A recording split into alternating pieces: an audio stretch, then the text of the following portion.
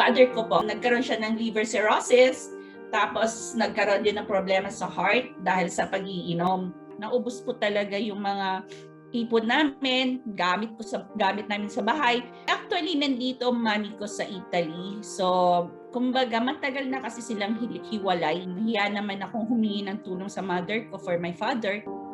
Ang tatay ko, naging okay na siya. One day, sabi niya sa akin na, okay na ako, anak ko, pwede ka nang umuwi. 1 week, nung nakausap ko yung father ko, biglang tumawag po yung tito ko. Sabi niya sa akin na wala na yung daddy ko, patay na. Ang hirap dahil doon po naubos yung pera namin. Tsaka, mahal ko po kasi father ko. Yung ex-husband ko po, nangako po kasi siya sa akin na magbabago na siya, na pag nakarating siya dito, hindi na siya mananakit. Mas grabe ang nangyari pala. Natuto siyang magsugal, bili ng bili, hawak niya po yung sahod ko. Natuto na rin siya mambabae. Ang pinaka-worst kasi doon, kasi binato niya talaga ako sa gilid ng higaan. Tumama po yung likod ko. Hinahirapan po akong tumayo. Tinakbo po nila ako sa hospital. Hindi pa po kasi hilom lahat yung nasa parte ng katawan ko na punong-puno ng pasa. Dapat makukulong. Inisip ko pa rin ang mga anak ko. Unti-unti naman na bago ang buhay ko nung lumapit po ako sa Panginoon. Kasi siguro yun ang kulang ko. And then, that time, yung pinsan ko po kasi, may IMG member na siya. Yung kay Sir po talaga ang una ko talagang nakita.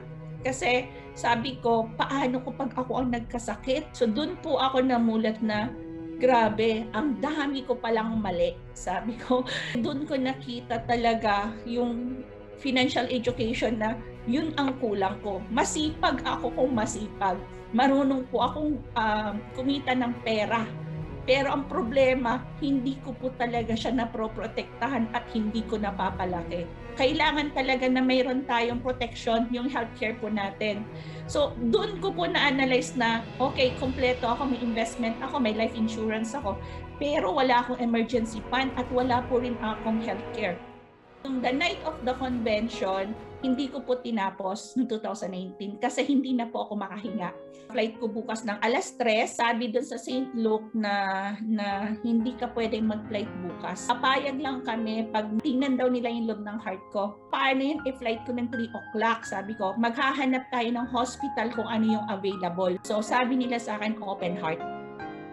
Umiyak po ako dahil kasi nag-aaral pa po yung mga anak ko. Then, tinanong ko how much. Sabi nila sa akin 1 million. Sabi ko, wala pa nga akong 100,000 sa bangko.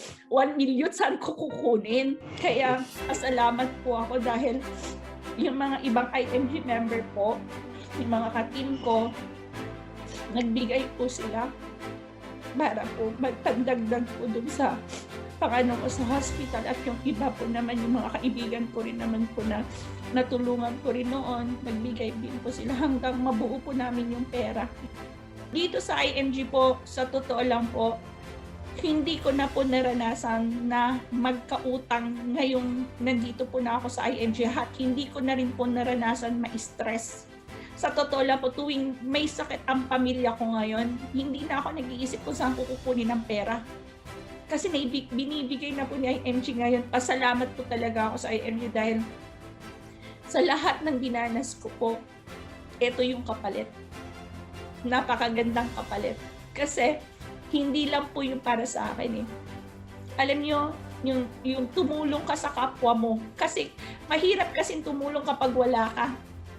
Maniwala lang po kayo sa sarili niyo. Nandiyan yung Panginoon. Di ba sabi nga natin lagi, nasa Diyos ang awa, nasa tao ang gawa.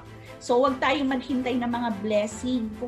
Kailangan din natin gawin yung blessing po na yun para po makatulong din po tayo sa kapwa natin.